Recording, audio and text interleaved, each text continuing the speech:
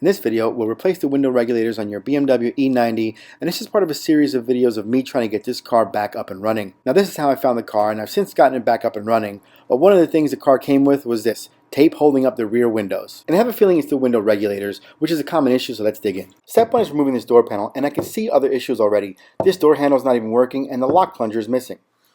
We're going to start by removing this trim at the door handle. Take a panel tool and pry out a little corner, and then pull this off. Next, take that panel tool and pull off the trim from this armrest. There should be 3 screws to remove, 1 at the top of the handle and 2 inside of this armrest. Only 1 screw exists, which tells me someone has been inside this door. And when I remove this window switch, I see it's not even plugged in, which tells me someone was in here. At the very least, they unplugged it so as to not operate the window that doesn't work. With all the screws removed, we should be able to pry this door up from the bottom, unsnap it, and start to peel it away, with the very top pushing upwards to separate it from where the top of the door meets. As the panel comes off, I can see the door lock plunger is hanging. I can see the cable for the door lock is not even connected. That's why that handle was moving freely. And the foam that's supposed to be here is completely gone. And looking here, I can confirm that someone has been in this door.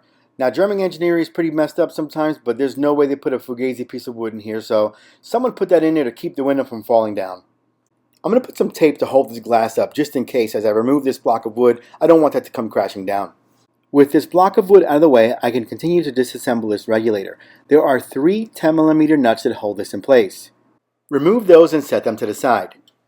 Now this window glass is still connected to the track of that regulator, so I'm going to have to take that tape off and let this window slide down a bit. You'll see an access window in the track of this regulator that you can use a tool to go through and push the tab out of the way that holds the bottom of the glass in. It's going to be a little circle in the glass, and it fits into like a little cradle, and that's what holds the glass in place. And you can just use I'm using a screwdriver to push straight in on it, and it'll release. As you push it in, you separate the glass from the plastic, and it will release. Slide your glass back up and hold it up with tape again so it's out of the way. Then you have to angle this entire assembly out of the door. It's a little tricky. You've got to push up a tiny bit, angle it, and pull it out towards the bottom left of the door. I'll put a link to these below. You can get them on Amazon. They are aftermarket. They are inexpensive, but they do work just fine. It's just a regulator, and you'll have to transfer the motor, but that's okay because usually it's just the cabling of these things that go bad, and the motor is usually pretty good. Take your new unit, put it alongside your existing one, make sure it's the correct one.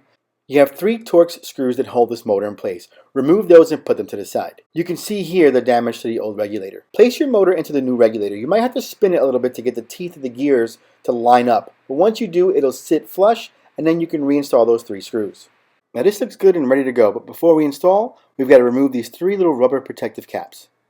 Mounting this back in a vehicle is a little tricky. You've got to get it in on an angle, you've got to get it to flip up, and you've got to get it to sit pretty much vertical inside the door frame.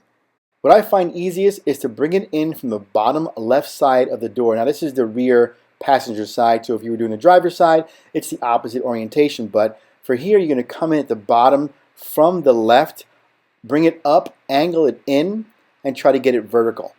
You're doing this blind, but get your fingers on one of the studs that are on this regulator, and as you fish this thing around, find the holes, get one in. Once you put one in, the other 2 will slide in. With the regulator in place, use another hand to grab one of these 10mm nuts, thread it on by hand to keep it in place. Once you have that done, install the 2 other nuts and then torque them all down.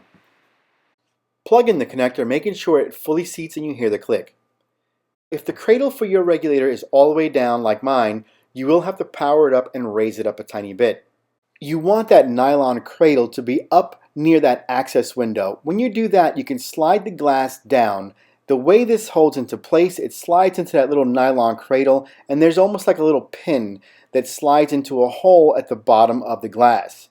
Wiggle that glass down until you see and you hear that pin pop into place. Once you do that, you should be able to bring this window up and down. Now all that's left is reassembling this door panel in the opposite manner that you took it off. When I started taking this door panel off, my inner door handle wasn't working. What I found was that this piece wasn't even installed.